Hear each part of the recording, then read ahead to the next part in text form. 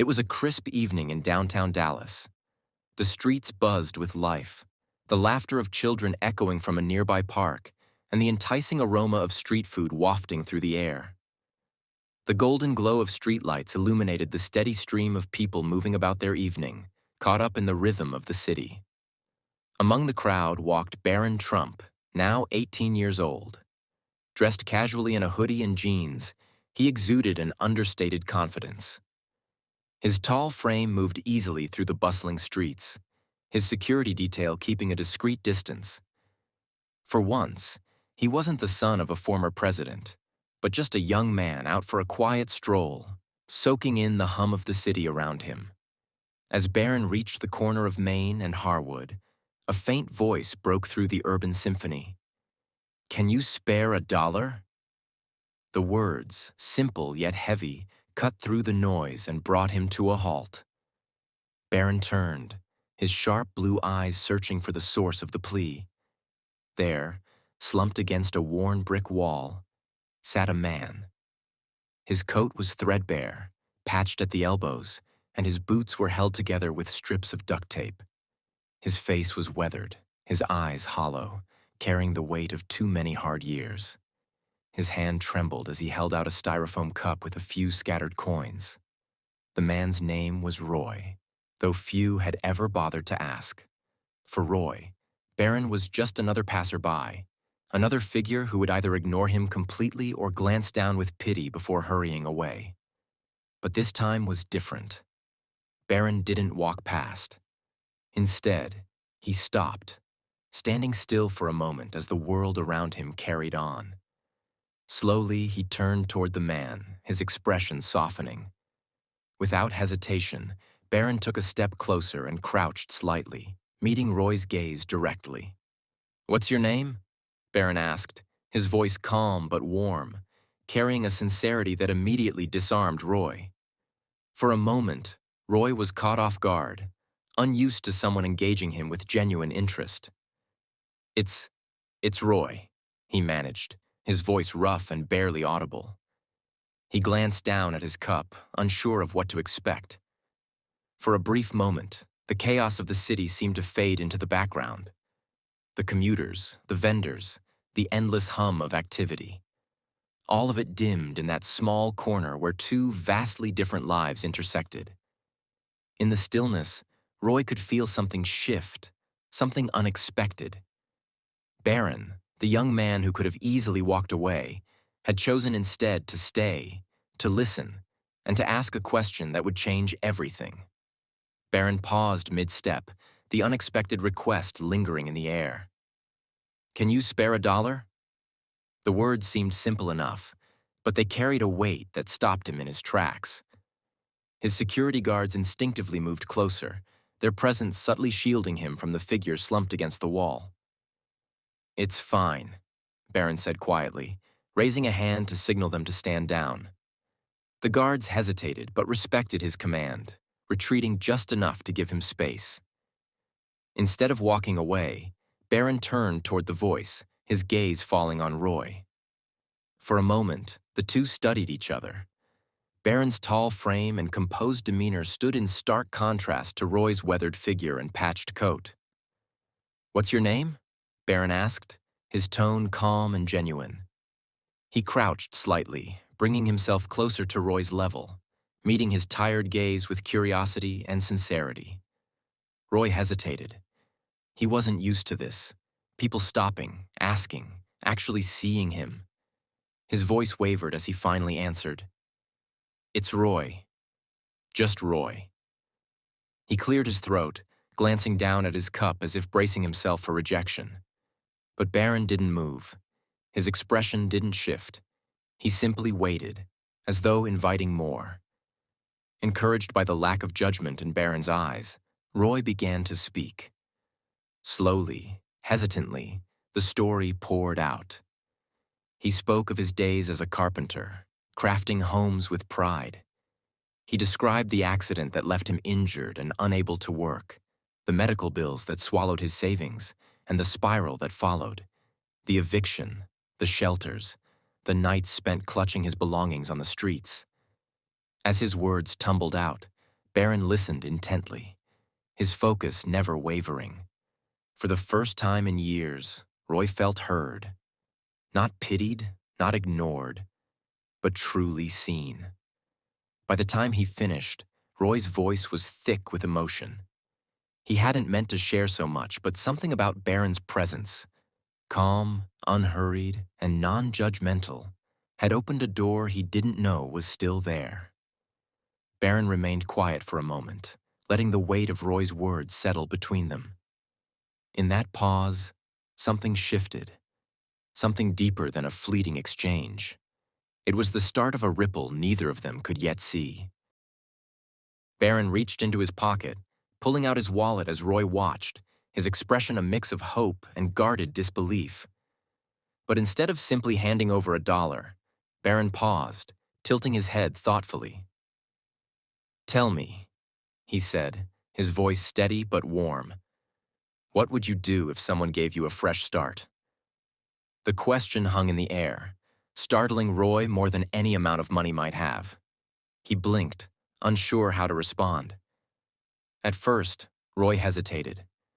Vulnerability wasn't easy. Life on the streets had taught him to keep his guard up. But something about Barron's tone, his genuine curiosity, free from pity, gave him courage. "I'd get my tools back," Roy began, his voice barely above a whisper. "I used to be a carpenter. A good one. If I had the chance, I'd start over. Build something again. Something that mattered." As he spoke, his words picked up momentum, fueled by a spark of hope he hadn't felt in years. He shared his heartbreak over losing his family, his fears of fading into obscurity, and the small flicker of hope that had kept him going, no matter how dim it had grown.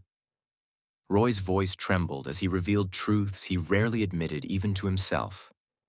Barron listened intently, his expression unchanging but his eyes reflecting a quiet resolve. As Roy finished, the teenager stood and reached into his jacket, not for cash, but for his phone. Without a word, Barron dialed a number, pacing a few steps away as Roy watched in stunned silence. "Hi, this is Barron Trump," he said calmly into the phone. "I'm with someone who needs immediate help. Can you connect us with housing and resources?" After a brief pause, Barron nodded, exchanging details and committing to cover the initial costs himself. He ended the call and turned back to Roy, who sat frozen, his mouth slightly open. "You're not alone in this anymore," Barron said, kneeling slightly to meet Roy's eye level once again. "Help is on the way, but this isn't just about money. It's about what you do next. Make it count." Roy's hands trembled as he processed what had just happened. This wasn't just a fleeting moment of generosity. It was a turning point, a chance he thought he'd never get. Words failed him, his emotions caught somewhere between gratitude and disbelief. Barron offered a faint, reassuring smile. For Roy, the weight of despair began to lift, replaced by a fragile but growing hope. As Barron handed his phone back into his jacket pocket and turned to Roy with a reassuring nod, a small crowd began to form around them. Passers-by slowed their pace, curious about the interaction between the tall, composed teenager and the weathered homeless man. A few pulled out their phones, their cameras discreetly or not so discreetly aimed at the scene. Whispers began to ripple through the crowd, curiosity turning into murmurs of speculation. "Is that Barron Trump?" one woman whispered to her friend. "What's he doing here?" The moment, once intimate and quiet, now felt exposed. Among the onlookers, a man in a leather jacket stepped forward, his tone loud and skeptical. "Is this some kind of PR stunt?" he called out, his voice cutting through the murmurs. "What's a Trump doing out here helping a homeless guy? Bet this is for some headlines." Roy's shoulders slumped slightly, the glimmer of hope in his eyes dimming under the weight of the accusation. Barron, however, remained steady. His guards shifted uneasily but stayed back, following his silent command. Barron turned to face the skeptic, his posture calm but firm, his expression unwavering. "Helping someone isn't about appearances," Barron said, his voice carrying above the buzz of the crowd. It's about doing what's right when you can. The simplicity of his words, spoken with such conviction, silenced the doubter. The man in the leather jacket looked taken aback, his smugness faltering under the weight of Barron's composure. The crowd fell quiet, the whispers replaced by a collective stillness. For a moment, the world seemed to pause, the gravity of Barron's words resonating deeply with everyone present. Turning back to Roy, Barron placed a reassuring hand on his shoulder, as if to shield him from the intrusive stares. The cameras kept rolling, but Barron ignored them, his focus solely on the man in front of him. It wasn't about the crowd, the skeptics, or the attention. It was about ensuring Roy knew that someone cared, unconditionally and without pretense. And in that moment, even the onlookers could sense the purity of his intentions. Before leaving the street corner, Barron took out his phone once again and made a call. The calm confidence in his voice was unwavering as he spoke to a contact from a local nonprofit organization specializing in helping people get back on their feet. "I've got someone here who needs immediate assistance," he said, glancing at Roy with a reassuring nod. Within minutes, he had arranged for Roy to meet with a counselor the next day and secured a temporary shelter for him to stay in that night. "You won't be on the streets tonight," Barron promised. "And this is just the start." Roy, still clutching the crumpled dollar bill that had sparked this extraordinary encounter, felt tears prick his eyes. His voice trembled as he tried to express his gratitude. "I don't know how to thank you," he said, his words faltering under the weight of his emotions. "No one has ever done something like this for me." Barron knelt slightly to meet Roy's gaze, his expression earnest and kind. "You don't need to thank me," he said quietly. "Your story matters, Roy. Make it count." As Barron walked away, his security following discreetly behind, Roy sat motionless, overwhelmed by the kindness he had just experienced. Around him, the crowd began to disperse, but not before a few captured the tail end of the interaction on their phones. By the time Barron had returned home, the videos were already circulating online. Within hours, the footage went viral, flooding social media feeds and news outlets alike. The world watched in awe as the story of Barron Trump's unexpected act of kindness unfolded. The comment section was a mix of admiration, reflection, and debate. Some hailed his gesture as a beacon of compassion in a cynical world. Others questioned the implications of privilege and whether it was fair for one moment to be so celebrated. But one thing was clear: the encounter had struck a chord, sparking conversations about humanity, responsibility, and the power of small acts of kindness to create ripples far beyond what anyone could predict. The next morning, the internet was ablaze with discussions about Barron Trump's unexpected act of kindness. Social media platforms were flooded with clips of the encounter, and hashtags praising his gesture trended worldwide. Posts hailed Barron as a symbol of compassion, with captions like, "When privilege meets humanity," and "One small act can change a life." News anchors debated the story on live television, with some calling it a much-needed reminder of empathy, while others labeled it a staged moment of publicity. Amid the uproar, Roy found himself thrust into an overwhelming spotlight. Offers of assistance poured in: job opportunities, donations, and even interviews on major morning shows. At first, it seemed like a dream come true, but the sudden attention brought a heavy burden. Roy began to feel the pressure of living up to everyone's expectations.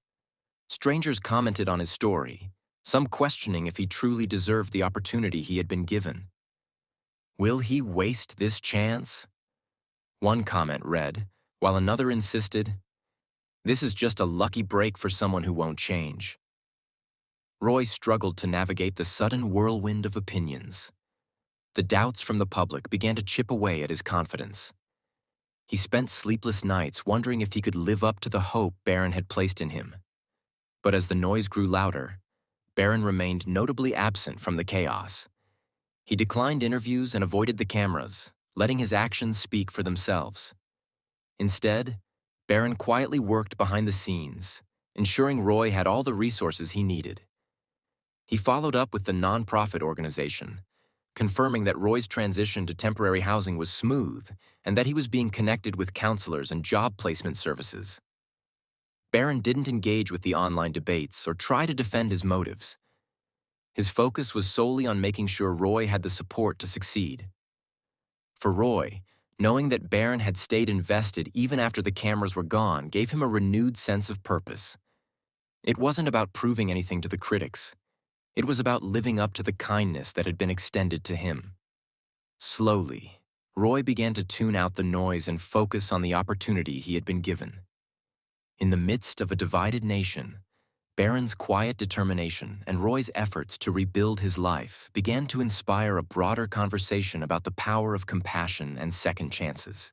Roy's redemption began with small, deliberate steps, each one a quiet triumph against the shadows of his past. With Barron's help, Roy moved into a modest apartment, its simplicity a symbol of a fresh start. It wasn't much, a single room with the basics, but it was his. For the first time in years, he had a door to lock, a bed to sleep in, and a space to call home. The small victories, cooking his own meals, waking up to sunlight streaming through the window, filled him with a sense of dignity he thought he'd lost forever. Determined to rebuild his life, Roy found part-time work at a local construction company. The familiar weight of tools in his hands, the scent of freshly cut wood, and the satisfying click of a perfectly placed nail reignited a passion he thought was gone. Each project became a step toward reclaiming the man he used to be. With every piece of furniture he crafted, Roy felt himself reconnecting with the craftsmanship that had once defined him. But Roy's transformation didn't stop there. Inspired by Barron's unexpected kindness, he began volunteering at a local shelter on weekends, the very place he had once turned to in his darkest moments. At first, he wasn't sure if his story would mean anything to others, but the moment he shared his journey, something shifted. People listened. They saw his struggles mirrored in their own lives, and his story became a source of hope. "I've been where you are," he'd tell them. "And I know it's hard, but it gets better if you take the chance." Slowly, Roy became a symbol of resilience within the shelter community, his presence a beacon for those who felt invisible. Perhaps the most profound moment of Roy's journey came one quiet evening as he sat at his small kitchen table. With trembling hands, he picked up the phone and dialed a number he hadn't called in years: his daughter's. The line rang and his heart pounded with each passing second. When her voice came through, hesitant but present, Roy choked back tears. Their conversation was tentative at first, filled with long pauses and uncertain words. But as the minutes stretched into hours, apologies were exchanged and glimmers of understanding began to shine through. Roy knew it would take time to heal the wounds of their past, but he was ready to try. Each step Roy took, whether fixing a chair, sharing his story, or reconnecting with his daughter, was a testament to the power of a single act of kindness. Barron's gesture had given him more than a chance. It had given him the belief that he was still capable of building something good. Roy's redemption wasn't just about reclaiming his life. It was about using his newfound strength to uplift others and show them that even in the darkest times, dignity and hope were within reach. Months after their life-changing encounter, Barron decided to visit Roy at his new home. As he walked up the modest apartment building's steps, Barron felt a mix of curiosity and hope. When Roy opened the door, his face lit up with surprise and gratitude. The man who once sat on the cold streets of Dallas now stood tall, his eyes brighter, his spirit renewed. "Come in," Roy said warmly, motioning Barron inside. The apartment was simple but full of life. A table adorned with tools and small projects, photos of Roy's daughter, and a bouquet of fresh flowers on the windowsill. Barron glanced around, a soft smile forming on his lips. "You've been busy," he remarked, taking a seat at the small kitchen table. Roy nodded, his voice steady but filled with emotion. "I owe it to you, Barron," he said. You didn't just give me a chance. You reminded me that people can still care, that even when the world feels cold, there's warmth to be found. His words carried the weight of a man who had seen both despair and redemption. And Barron listened intently, his expression thoughtful. Barron leaned forward slightly, his hands clasped. "You owe it to yourself, Roy," he replied. "Kindness doesn't need a reason. It just needs someone willing to act. But what you've done since that day, that's all you." The two sat in silence for a moment, the gravity of their shared journey hanging in the air. Roy's eyes glistened as he said, "That day, I thought I was invisible, but you saw me, and that changed everything." Barron smiled, his voice steady but reflective.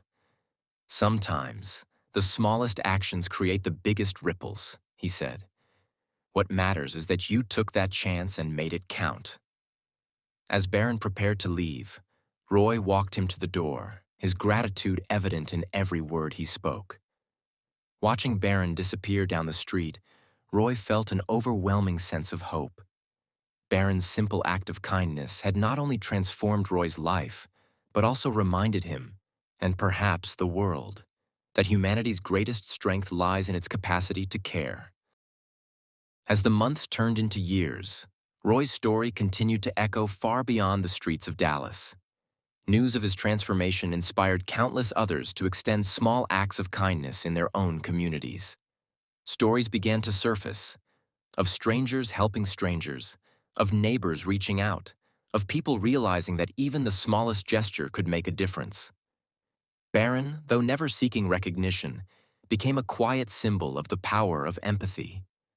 His decision to stop for Roy, a moment that could have easily been overlooked, sparked a ripple effect that touched countless lives. From shelters to schools, from bustling cities to quiet towns, people began to speak of kindness not as a fleeting act, but as a legacy to be nurtured. Reflecting on that pivotal day, Barron shared his thoughts in an interview. "Sometimes changing a life starts with just $1, he said, his tone thoughtful. "But it's what happens next that truly matters. Kindness is the spark, but it's how we choose to carry that light forward that shapes the world." As the interview ended, Barron's words left an indelible mark, a reminder that beneath the complexities of life lies a simple truth. Every small act of care has the potential to ignite monumental change. And in those moments, we find the strength to build a more compassionate world. $1, one story, one act of kindness at a time.